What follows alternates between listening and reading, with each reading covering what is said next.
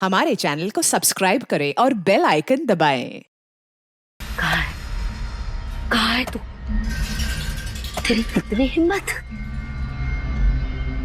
मेरे पुश्तैनी जायदाद पे नजर रखेगा तू? अगर हिम्मत है तो सामने आके दिखा। मेरे घर की तरफ बढ़ता हुआ तेरा हर एक कदम तुझे भारी पड़ेगा, भारी पड़ेगा।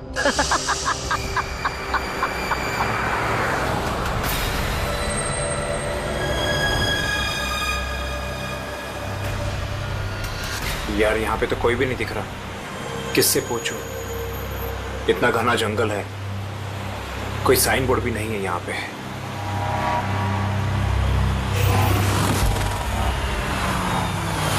अरे भाई साहब, ये पिपलिया गांव का रास्ता यही है ना?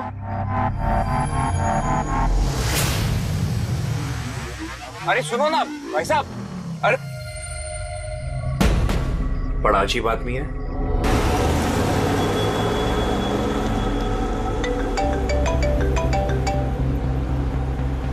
Hi baby. हाय, पहुंच गए? बस पहुंचने वाला हूँ। डोंट टेल मी तुम अब तक नहीं पहुंचे। इतने लेट कैसे हो गए?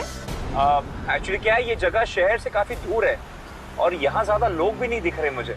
Alright, tell me, are you missing me? Of course. पूछने वाली क्या बात है? अच्छा, तुम एक काम करो, जल्दी जल्दी ये सारी फॉर्मेलिटीज खत्म कर लो, अपनी सारी कागजी कार्रवाई एंड ऑल दैट। उसके बाद मे बी नेक्स्ट फ्लाइट से I can come and join you in India. What's it? Great, that's good news.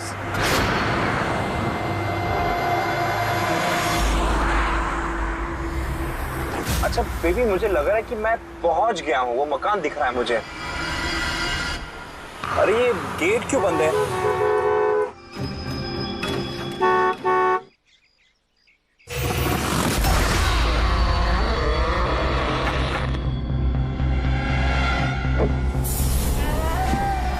जी? राय रंजीत के मकान में जा रहे हो? हाँ।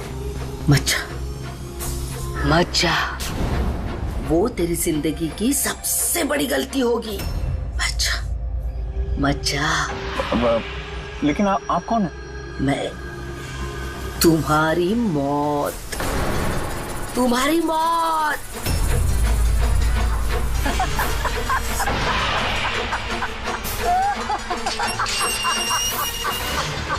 ए बुढ़िया, चल चल, अरे जा। अच्छा वरना तू भी मरेगा, तू भी मरेगा। मत जा वरना तू भी मरेगा, तू भी मरेगा। नसर साहब, आप राज साहब हैं? हाँ। आइए। Hello Raj, Raj are you okay? कौन था? हाँ, अरे वंदना, मैं ठीक हूँ, कोई नहीं था। और मैं पहुंच गया हूँ, ठीक है, बंगले पे। मैं कॉल करता हूँ तुम्हें। Okay, you take care. हाँ, I will speak to you soon. Bye.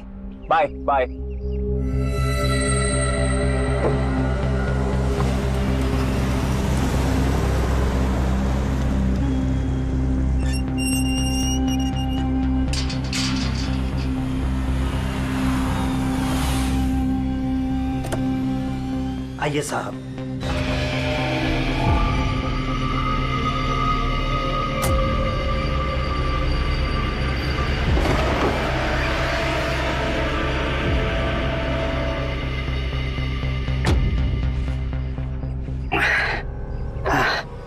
साहब, सफर में कोई तकलीफ तो नहीं हुई? नहीं, लेकिन वो औरत कौन थी? बुढ़िया औरत जो आपसे बात कर रही थी ना, लाली नाम है उसका, थोड़ी अजीब सी है। आपको उसकी बातों का बुरा तो नहीं लगा? नहीं, बुरा नहीं लगा मुझे, पर मुझे एक बात समझ में नहीं आई कि उस औरत ने मुझे यहाँ आने से मना क्यों किया। जाने दीजिए ना साहब उसकी बातों का, थोड़ी सी हिली हुई है, कुछ भी बकती रहती है। आप आइए, अंदर आइए।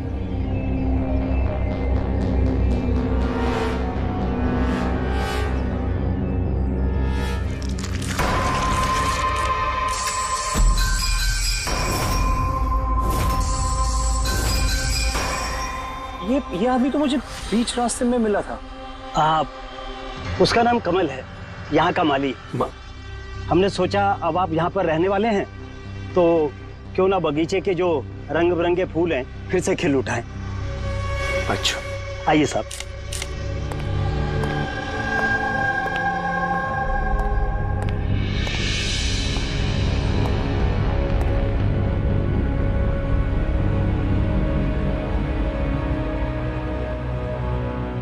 चाचा, एक बात बताइए जी। यहाँ कितने साल से काम कर रहे हैं आप? बस साहब ये समझ लीजिए कि मैंने बचपन में चलना यहीं से सीखा था, और अब इस घर से तभी जाऊंगा जब मेरी अर्थी उठेगी।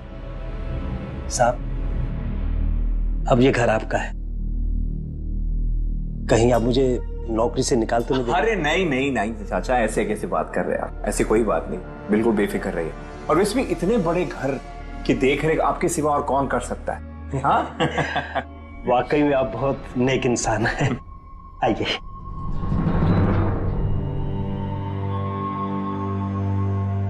साहब, ये है आपका रूम, वॉशरूम उधर है, आप फ्रेश हो जाइए, तब तक मैं आपके लिए खाने पीने का बंदोबस्त करता हूँ। ठीक है। ठीक है साहब।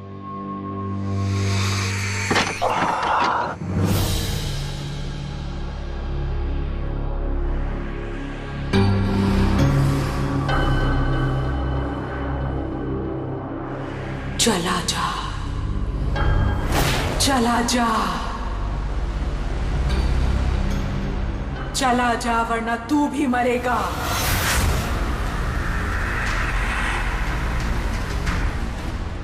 कौन?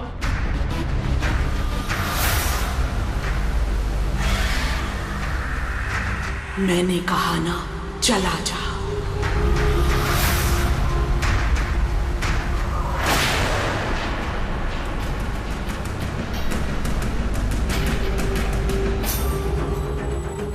कौन है?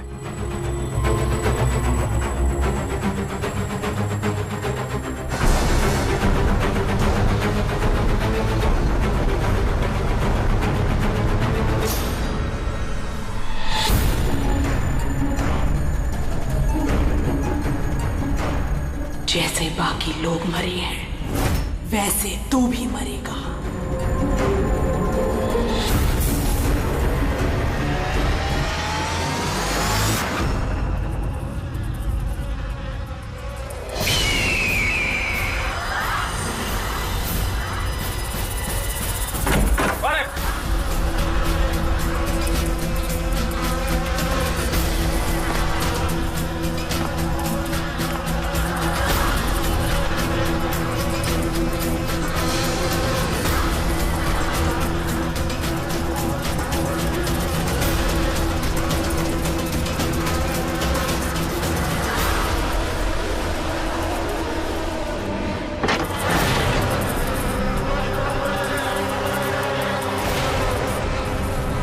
मधुमक्खी?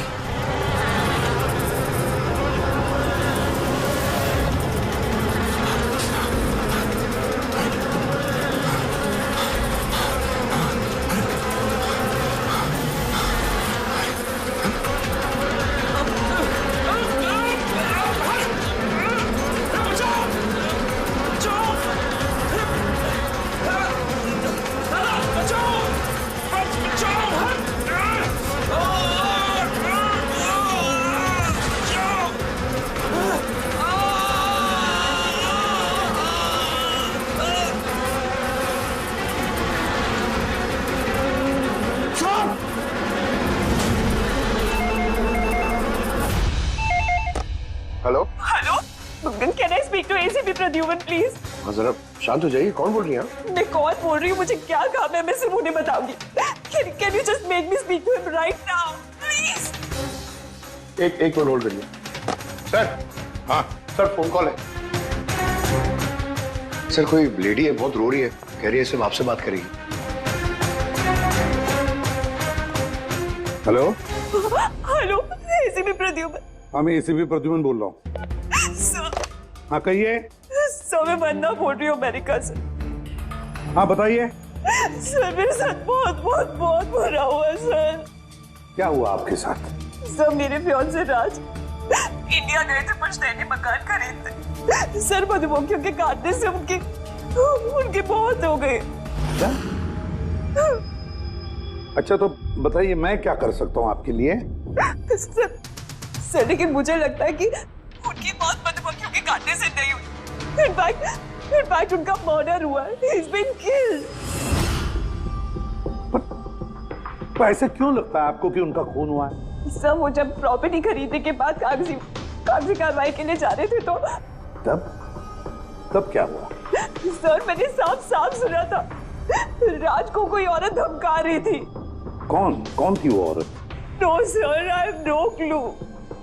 जरा एक बात बताइए, क्या आपके राज की यहाँ इंडिया में किसी के साथ कोई दुश्मनी थी, कोई झगड़ा वगड़ा हुआ था? नहीं सर, राज की किसी के साथ कोई एनिमिटी, कोई दुश्मनी नहीं थी। इनफैक्ट राज तो इंडिया में किसी को जानता ही नहीं था। तो फिर कौन कर सकता है ये? कौन जान ले सकता है राज की? क्या आपको किसी पर शक है? नहीं सर, कोई शक नहीं। सर राज तो एक नेक काम करने जा रहे थे। कैसा काम? He wanted to start an orphanage। सिर्फ एक अनाथ आश्रम खोलना चाहते थे वो। वाकई नेक काम है, लेकिन किससे खरीदने वाले थे मकान वो? सब मकान तो वो ऑलरेडी खरीद चुके थे गवर्नमेंट से नीलामी के बाद। वो सिर्फ इंडिया कागजी कार्रवाई के लिए गए थे। देखिए, एक काम कीजिए, सारे के सारे डिटेल मुझे भेज दीजिए, मैं आपकी पूरी की पूरी मदद करूंगा, ठीक है? सर मैंने सीआईडी के बारे में बहुत सुना है। सर मुझे भी जस्टिस मिलेगी ना? वंदना जी, मैं आपसे वादा करता हूं, आपको पूरा का पूरा इंसाफ दिलाएंगे हम, और जिसने भी आपके राज के साथ बुरा किया है उसे हम सजा दिलवाएंगे। वंदना, उसका मंगेतर राज अमेरिका से इंडिया आता है मकान खरीदने, अनाथ आश्रम चलाने, और राज की मौत होती है मधुमक्खी के काटने से। इंटरेस्टिंग।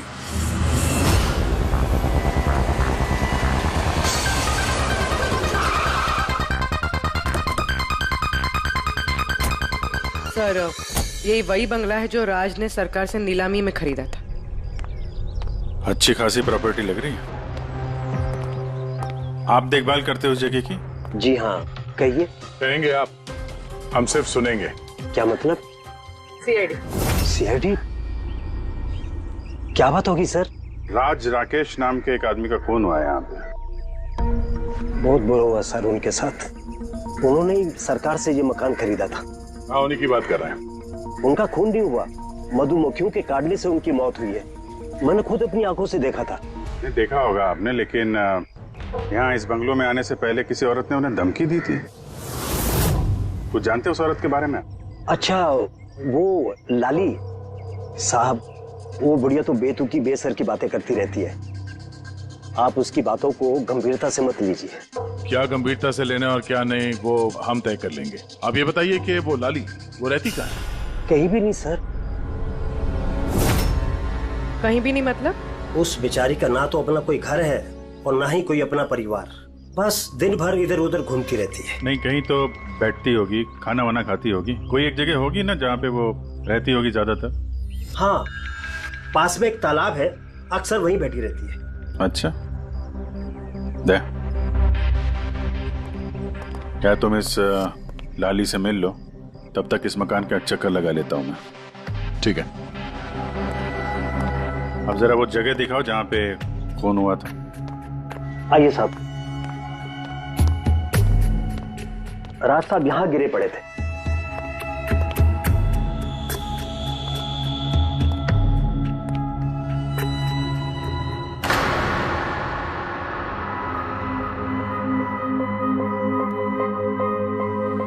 पहले मधुमक्खियों ने राज साहब को मारा, फिर वो खुद मर गए। ये मधुमक्खी के हमले यहाँ पे अक्सर होते रहते हैं क्या? नहीं साहब, इससे पहले तो मैंने एक मधुमक्खी भी नहीं देखी यहाँ। पता नहीं राज साहब के पीछे इतनी सारी मधुमक्खियां अचानक कहां से आ गई। राय रंजीत की हवेली से आ रहे हो ना तुम लोग?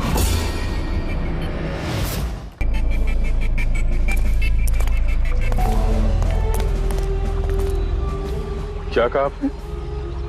राय रंजीत के मकान से लौट रहे हो? आप कौन है? क्यों गए थे वहाँ? अपनी मौत को दावत देने गए थे? सर, लगता है ये लाली है। आप लाली हो ना? हाँ, तुम्हें किसने बताया? तुम्हें राय रंजीत के जासूसों ने यहाँ भेजा है? हाँ, उन्होंने ही भेजा है ना यहाँ पे। कौन रॉय रंजीत? सांप था वो, सांप। उसने मेरी दादी को धोखा दिया, उन्हें अपने ही घर से धक्के मार के निकाल दिया। ऐसे बाहर छोड़िए मुझे, मुझे मेरे घर से मत निकाल, मुझे मेरे घर से मत। शर्म आनी चाहिए तुम्हें रंजीत, तुम अपनी खुद की भाभी को घर से बाहर निकाल रहे हो। कम से कम अपने भैया का तो लिहाज किया होता। अरे उनका क्या लिहाज करना, उन्होंने खुद ही तो अंगूठा लगाकर ये घर मेरे नाम किया है। तूने उन्हें शराब पिलाकर धोखे से अंगूठा लगवाया था। अब क्यों किया, कैसे किया, इस गहराई में जाने से क्या फायदा। समझने वाली बात तो ये है कि ये मकान अब मेरा है और तू सड़क पर आ गई है। चलो निकलो इसे यहाँ से। तेरे हिस्से में ना सिर्फ घर नहीं आया है, एक मकान आया है, एक ऐसा मकान जिसके हर कोने में मेरी बदुआएं गूंजेगी। मैं तुझे श्राप देती हूँ, सिर्फ तू ही नहीं, इस घर का जो भी मकान मालिक बनेगा वो जिंदा नहीं बचेगा। मौत का खेल होगा यहाँ, मौत का खेल। अब तक कितने लोग मरे? वो सब लोग मर गए जिन्होंने वो मकान खरीदना चाहा। तुम लोग वो घर मत खरीदना, तुम भले लोग लग रहे हो, वरना तुम्हारी बीवी विधवा हो जाएगी।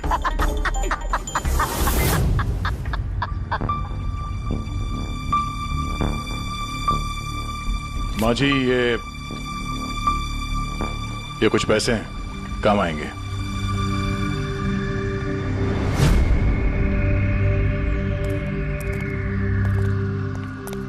सर, लगता नहीं है इसका राज की मौत में कोई हाथ है। ये तो खुद बेचारी सदमे और विश्वास में लग रही है। हो सकता है राज की मौत कोई मर्डर ही ना हो, कोई हादसा हो।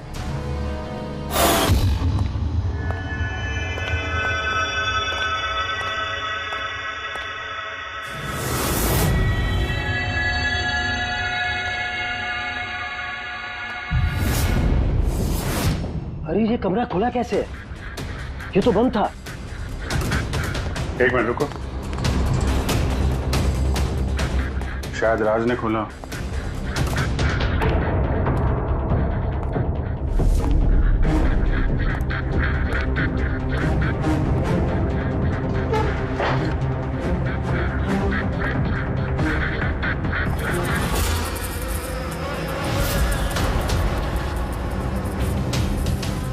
ये है तो छत्ता यहाँ पे।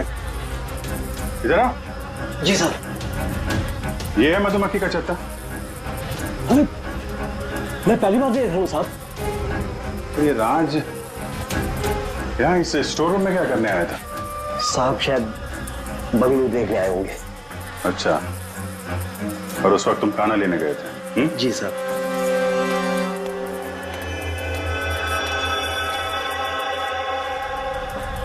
वो कौन है? वो कमल है साहब, यहाँ का माली। जब राज साहब की मौत हुई थी तो ये था यहाँ पे? जी हाँ था। कमल इधर आओ, साहब बुला रहे। जी सर।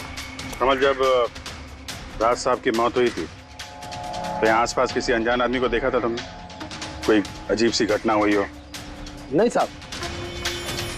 तो ये छत्ता यहाँ पे है तो तुम्हें कुछ काम करने में परेशानी नहीं होती? मधुमक्खी ने काटा नहीं तुमको कभी? नहीं सर, मधुमक्खी तो तब काटती ना जब यहाँ कोई छत्ता होता। पहले तो मैंने ये छत्ता यहाँ देखा ही नहीं साहब। क्या बात कर रहे हैं? हाँ साहब, मैंने आपसे पहले कहा ना कि इससे पहले इस घर में हमने एक मधुमक्खी भी नहीं देखी। कमाल है। फिर ये छत्ता आया कहाँ से?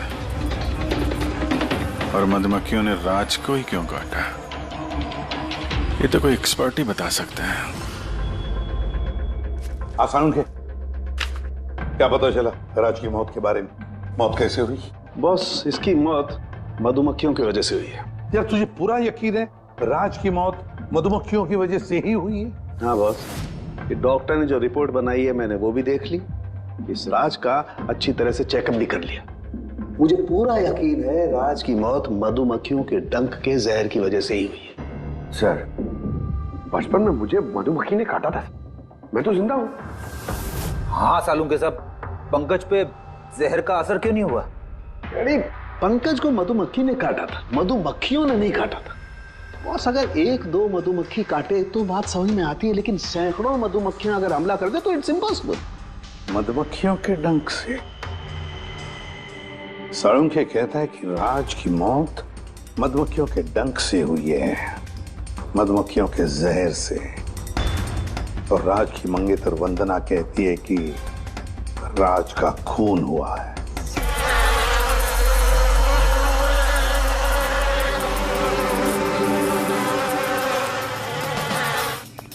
इस छत्ते को बाहर से लाकर यहाँ पर लगाया गया। मधुमक्खी के छत्ते को किसी और जगह से लाके किसी और जगह लगाया जा सकता है? इतना आसान है? इतना मुश्किल भी नहीं है। शहद के व्यापार के लिए अक्सर ऐसा किया जाता है। आप बता सकते हैं कितने दिन पहले इस छत्ते को यहाँ पे लगाया गया? ज्यादा दिन नहीं, लगभग 2-3 दिन। सर अगर मान भी ले कि खूनी ने ये छत्ता यहाँ पर इसलिए लगाया था कि वो राज को मार सके, लेकिन उसे कैसे पता था कि ये मधुमक्खियां राज पे ही हमला करेंगे, किसी और पे नहीं? मधुमक्खियां बिना वजह किसी पे भी डंक नहीं मारती, क्योंकि डंक मारने के बाद उनकी खुद की भी मौत हो जाती है। तो ऐसी क्या चीज है जो उन्हें उत्तेजित करती है अटैक करने के लिए? देखिए, जब उन्हें लगता है कि सामने वाले इंसान से उन्हें कुछ खतरा है। अच्छा केदार साहब, ऐसा हो सकता है क्या कि मधुमक्खियों को ट्रेन किया जा सके कि वो किसी एक आदमी पे हमला करें? कैसी बातें करते हैं अभिजीत साहब, ये मधुमक्खियां शार्प शूटर नहीं कि कोई भी इन्हें कह दे कि फला फला को डंक मार कर आ जाए। अच्छा, आपने अभी भी कहा कि ये मधुमक्खी किसी को काटने के बाद ये खुद भी मर जाती है, तो ऐसी क्या मजबूरी है कि वो किसी को काटती है? जरा डिटेल में समझाएंगे? मधुमक्खी जब भी किसी को डंक मारती है तो फेरोमोन नाम का एक गंध छोड़ती है, जिससे कि बाकी मधुमक्खियां सचेत होकर सब मिलकर उस पर हमला कर देती हैं। इसीलिए मैंने पहले भी कहा था, मधुमक्खियां बिना वजह किसी पे भी हमला नहीं करती। जरूर राज ने मधुमक्खी के छत्ते के साथ कुछ छेड़खानी की होगी। सर खूनी को कैसे पता था कि राज इस छत्ते के साथ छेड़खानी करेगा? कहीं ये मौत वाकई हादसा तो नहीं? नहीं पूर्वी, राज के आने के ठीक 2 दिन पहले इस छत्ते को यहाँ पे लगाना ये कोई संयोग तो नहीं हो सकता। सर राज की मौत के बाद ये घर वंदना के नाम हो जाएगा, कहीं इन सबके पीछे वंदना तो नहीं है? वंदना इंडिया कब आ रही? What nonsense! How could you even think like that? आप ऐसे कैसे सोच सकते हैं कि राज की मौत के पीछे मेरा हाथ हो सकता है? और फर्ज कीजिए कि राज की मौत के पीछे मेरा हाथ था, तो मैं आप लोगों को फोन क्यों करती? पुलिस तो ऑलरेडी ये केस क्लोज कर चुकी थी ना। देखिए, हम सिर्फ पूछ रहे हैं। वैसे राज जी के बाद ये मकान किसके नाम पे है? I don't know. राज ने गवर्नमेंट से मकान खरीदा था, तो शायद गवर्नमेंट को वापस मिल गया। मुझे अभी तक कोई नोटिस नहीं है। हाल फिलहाल में राज का किसी के साथ कोई झगड़ा हुआ था? I have already told you that. राज एक नेक दिल इंसान थे और उनका किसी से दुश्मनी होना was impossible. अगर मुझे पता होता कि राज की नेक दिली उनकी जान ले लेगी तो मैं उन्हें कभी इंडिया आने ही नहीं देती। ये अनाथ आश्रम खोलने का ख्याल राज जी के दिमाग में कैसे आया? राज खुद अनाथ थे, इसलिए वो दूसरे अनाथ बच्चों की फीलिंग समझते थे। वो अनाथ बच्चों को घर जैसा माहौल देना चाहते थे, और जैसे उन्हें पता चला कि गवर्नमेंट ये मकान नीलाम कर रही है तो राज ने सबसे ऊंची बोली लगाकर ये मकान खरीद लिया। तो कहीं इस राज की मौत का कारण ये घर तो नहीं है? हो सकता है कोई और भी इस घर को खरीदना चाहता था, राज बीच में आ गया इसलिए। What? कोई इतना नीच कैसे हो सकता है? इस दुनिया से इंसानियत उठ गई है क्या? इंसानियत है वंदना जी, इंसानियत है, लेकिन कुछ लोग हैं जो इंसानियत में जहर घोलने पे तुले हुए हैं। पता करते हैं किस किस को दिलचस्पी थी इस प्रॉपर्टी में। देखिए सर, मैं आप लोगों को नहीं बता सकता हूँ कि राज जी के अलावा किन किन लोगों ने इस नीलामी में हिस्सा लिया था। सॉरी। क्यों नहीं बता सकते? देखिए, ये सरकारी सर इंफॉर्मेशन है, ऐसे किसी के साथ शेयर नहीं कर सकता हूँ मैं। हम भी तो सीआईडी का ही काम कर रहे हैं। हाँ, वो सब ठीक है, लेकिन क्या है कि अगर सरकारी नोटिस मिल जाए तो मैं ये आपको इंफॉर्मेशन दे सकता हूँ, उसके बिना नहीं दिखा सकता सर। नोटिस मिल गया। आप खुश हैं? आप देखिए, अगर काम कायदे से होता है तो अच्छा लगता है, हाँ ठीक है, ये लीजिए, ये लीजिए। कुल मिलाकर सर 12 लोग थे जो इस बंगलों को खरीदना चाहते थे सर। इस बंगलों के पास एक्चुअली सरकार एक हाईवे बना रही है, इसलिए सब लोग बढ़ चढ़कर बोली लगा रहे हैं और हर कोई इस बंगलों को खरीदना चाहता है। अच्छा, ये राज जी की मौत के बाद अब ये मकान किसको मिलेगा? देखिए, राज जी ने कागजी कार्यवाही पूरी नहीं की थी, इसलिए नीलामी अब दोबारा से होगी और जो विजेता होगा उसको ये बंगलो मिल जाएगा। I see। और ये नई नीलामी कब होगी? देखिए सर, अभी उसकी डेट तो तय नहीं है सर, लेकिन आपको एक बात और बताना चाहूंगा सर कि राज जी से जितने भी बिल्डर्स थे वो काफी भड़के हुए थे, काफी नाराज थे, क्योंकि उन्होंने सबसे ज्यादा बोली लगाई थी। नहीं सर, एक्चुअली उन्होंने डेडलाइन के बाद बिड सबमिट की थी सर, इसी वजह से लोग नाराज थे उनसे। लेकिन अगर डेडलाइन के बाद उन्होंने बिड किया था तो सरकार ने एक्सेप्ट कैसे कर लिया? सर एक्चुअली वहां पर वो अनाथ आश्रम खोलना चाहते थे और सर अमेरिका से जो इंडिया का वक्त का फर्क है सर वो 9.5 घंटे का है, इसलिए सरकार ने वो बिड एक्सेप्ट कर ली थी। देखिए, अब घर तो उसी को मिलेगा जिसकी किस्मत में होगा सर। किस्मत में नहीं भी होगा तो उसने अपनी किस्मत की रेखाएं बदलने के लिए कोशिश तो की होगी और जरूर इस लिस्ट में से ही कोई होगा वो। ललित जी, अब तो ये दोबारा नीलामी होगी, तो जिन लोगों ने अप्लाई किया है इस दूसरे नीलामी के लिए, क्या हम उनकी लिस्ट देख सकते हैं? नो सॉरी, ये लिस्ट आपको मैंने इसलिए दिखा दी कि ये नीलामी हो चुकी है, लेकिन वो जो नई लिस्ट आने वाली है सर वो तो आप किसी भी कीमत पर नहीं देख सकते। अरे अरे अरे अरे सारंगी, तू क्या करने क्या जा रहा है यार? क्या सुन रहा हूं मैं? जो सुना है सही सुना है बस। क्या सुना? रिजाइन हो रहा है तू? हाँ। क्यों क्यों? बस मेरा टाइम आ गया। क्या टाइम आ गया? 1 मिनट टाइम है यार अभी। अरे ये टाइम नहीं यार। तो फिर देखो, हर इंसान को लाइफ में एक न एक दिन रिटायरमेंट लेना पड़ता है ना, चाहे वो क्रिकेटर हो, म्यूजिशियन हो, कोई भी हो। मेरा भी टाइम आ गया, मैं भी रिटायरमेंट ले रहा हूँ। अबे कहाँ जा रहा है तू? ये देख लो।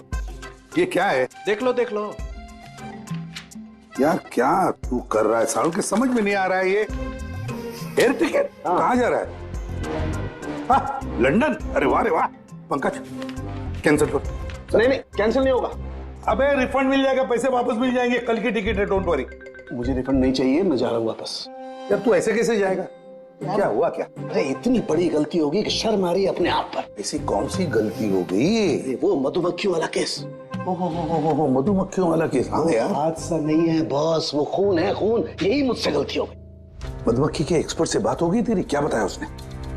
यार एक्सपर्ट से भी बात की मैंने, अच्छी तरह से चेक भी किया, तब मुझे पता पड़ा ये तो हादसा नहीं है, खून है। मधुमक्खियों को तो वो हथियार के तौर पर इस्तेमाल कर रहा है यार।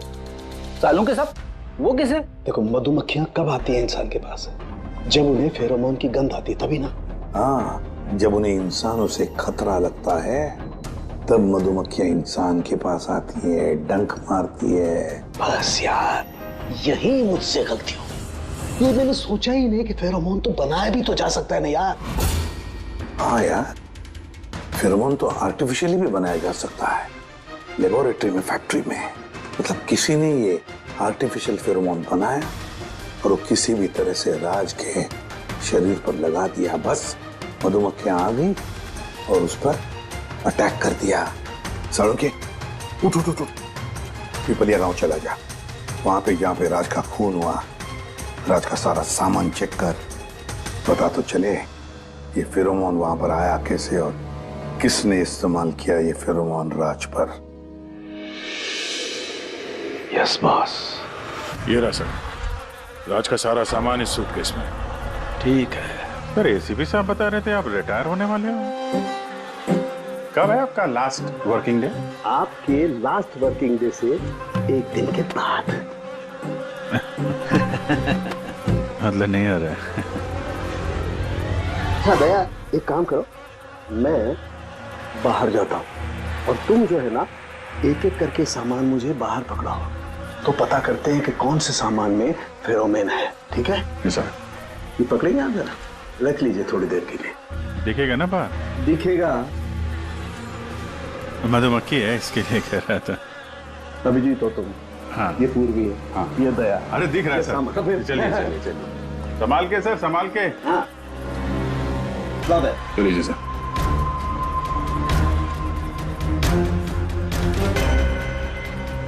नहीं, इसमें फेरोमोन नहीं है। अरे सर संभल के। अरे कुछ नहीं, जिसमें फेरोमोन होता है उसी पर अटैक करती है।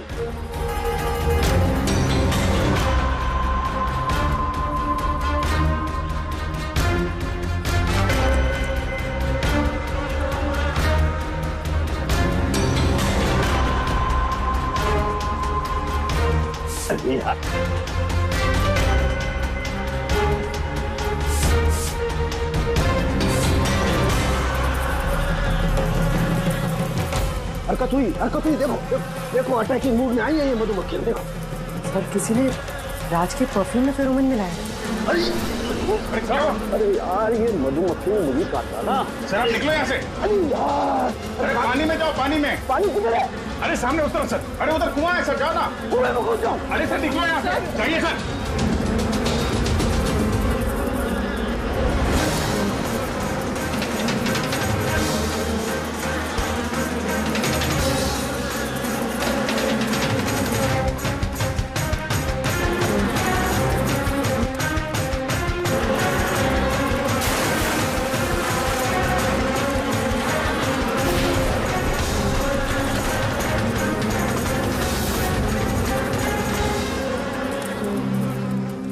आप ठीक हो सर? बाप रे बाप, ये मधुमक्खियां आपको रिटायर नहीं होने देंगी सर। बाहर निकालो मुझे। आइए आइए सर। मधुमक्खी, अरे नहीं, आइए आइए सर, आइए। हेलो जी, नमस्ते, कैसे हैं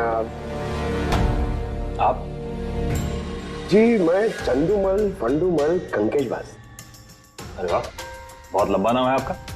बताइए क्या काम था आपको? जी वो नीलामी के लिए आया था मैं। वो पुराना वाला बंगलो हाईवे के पास, वो खरीदना है मुझे। सर ऐसे नहीं खरीद सकते हैं सर, उसमें नीलामी होगी तभी वो जो जीतेगा वही खरीद सकता है। अरे तो पैसा लगाएगा ना, मैं पैसा लगाएगा। देखिए अब टाइम नहीं बचा है, सिर्फ 15 मिनट बचे हैं, आप लेट हो गए। अरे क्या बात कर रहे हैं सर, 15 मिनट में क्या क्या हो जाता है। ये देखिए ना, मैं तो ये बेड का लिफाफा भी लाया हूँ, ये देखिए। राकेश इधर रजिस्टर लेकर आ।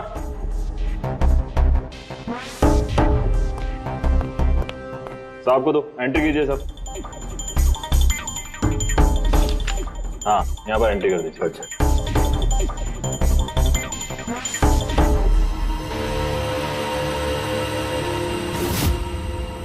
यहाँ साइन कर दीजिए लास्ट को। Good, light. अच्छा वेरी गुड, ये तो अच्छा हो गया सर। वो बंगले का चाबी। और मजाक कर रहे हैं? अरे चाबी ऐसे थोड़ा ना मिलता। अरे भाई बोली लगेगी, नीलामी होगी, उसके बाद जो जीतेगा उसको मिलेगा। भाई क्या बात कर रहे हैं आप? बेट तो मैं ही जीतूंगा, ये पक्का है। भाभी और बच्चों को मेरा प्यार देना, ठीक है सर? Thank you. पता नहीं कहाँ कहाँ से चले आते हैं, कमाल है।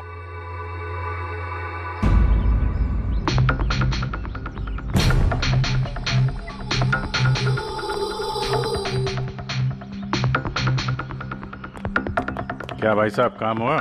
सर ये देखिए चंदूमल फंडूमल कंकेशवास का कमाल। बैठ जाओ पंकज।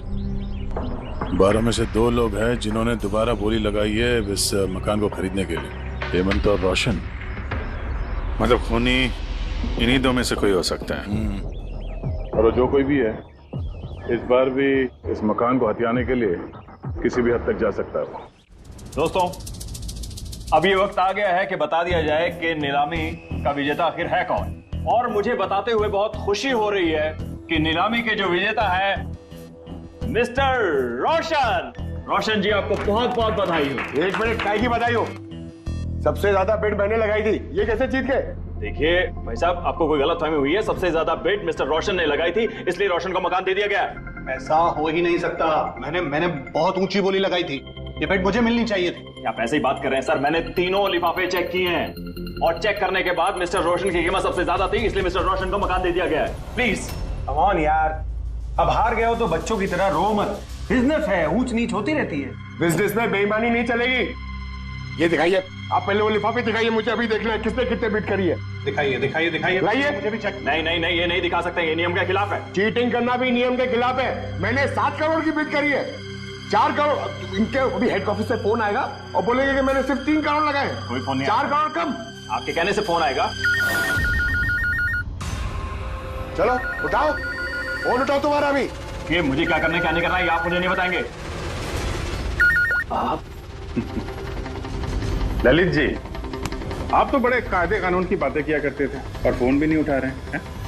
भाई ये तो बहुत गलत बात है। आप ब्यूरो चलिए हमारे साथ। आप कहाँ खिसक रहे रोशन जी? आप हमें मिठाई नहीं खिलाएंगे? नहीं प्रॉपर्टी ली है आपने? आइए आप ही आइए।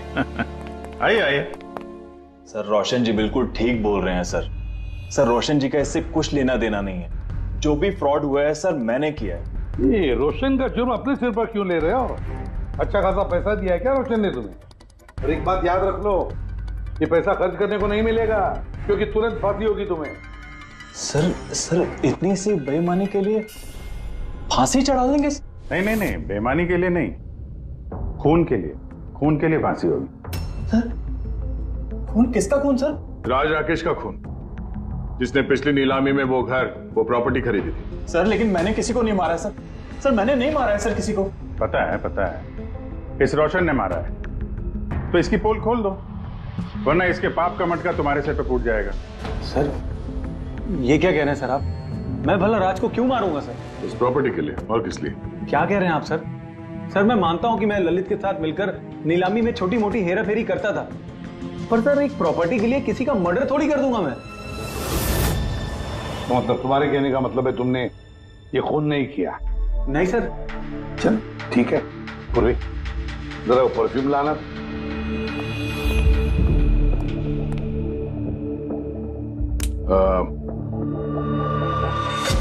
ये परफ्यूम छिड़क दूं? बाहर मधुमक्खियों का छत्ता है, क्या बोलता है? सर परफ्यूम आपकी मर्जी सर, लेकिन हमारे इस केस से परफ्यूम का क्या लेना देना सर? मुझे वाकई पता नहीं इस परफ्यूम का कोई इस केस से संबंध है। सर जी हम सच कह रहे हैं सर, राज्य की मौत से हमारा कोई संबंध नहीं है सर। तो ललित बिल्कुल ठीक कह रहा है सर।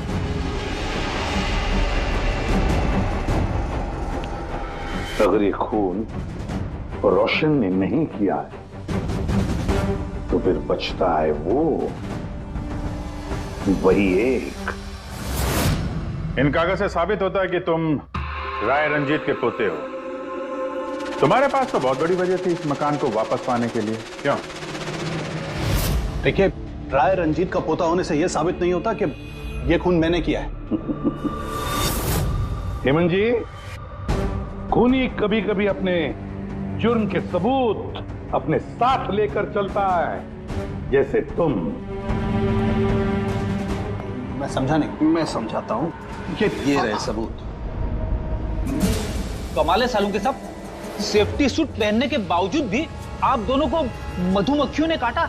हाँ, कभी कभी सेफ्टी सूट पहनने के बाद भी मधुमक्खियां डंक मार सकती हैं, और फिर मधुमक्खी के छत्ते को इधर से उधर ले जाने में तो और भी ज्यादा अटैक हो सकता है, नहीं? जी देखिए, वो दरअसल बहुत हो गया मत। तुम्हारी बेगुनाही का और भी कोई सबूत चाहिए? जी नहीं, मैंने ये सब किया था। जब राज बंगले में घुसा तब मैं वहीं था, और मौका देखकर मैं बंगले में घुस गया था। मैंने परफ्यूम की बोतल के अंदर फेरेमोन मिला दिया। उसके बाद राज को आवाज से डिस्ट्रैक्ट किया, मधुमक्खी के छत्ते तक लेकर गया, और उसके बाद का काम मधुमक्खियों ने कर दिया था।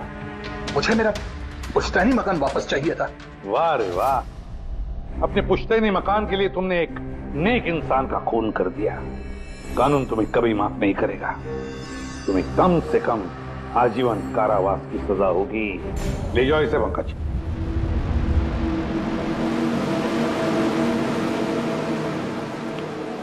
पंखे, केस खत्म, रिटायर हो सकता है तू। मुझे रिटायर होना ही नहीं है। कल तक तो बोल रहा था रिटायर करो। वो कल की बात थी। भगवान, मतलब पीछा तो नहीं छूटने वाला इस आदमी से अपना। हाँ, पीछा नहीं छूटने वाला है किसी का, किसी से नहीं। मुझे तुम्हारे बिना चैन नहीं, और तुम्हें मेरे बिना चैन नहीं। ये लीजिए, सरकार ने बंगलो अब राज से आपके नाम करने का निर्णय लिया है। उम्मीद है कि अब आप मिस्टर राज के अनाथ आश्रम खोलने का सपना पूरा कर पाएंगे। राज के जाने के बाद मेरी लाइफ का यही मकसद रह गया है, उसका आखिरी सपना पूरा करना। But thank you so much Raj को जस्टिस दिलाने के लिए। हमने जो कुछ भी किया वो तो हमारा फर्ज था। आपको और कोई मदद की जरूरत हो तो हमें जरूर याद करिएगा। कभी कभी आते रहिएगा, उन बच्चों को भी आपसे इंस्पिरेशन मिलेगी। ये भी कोई पूछने की बात है? हो सकता है उन बच्चों में हमें कोई हमारा नया सीआईडी ऑफिसर मिल जाए।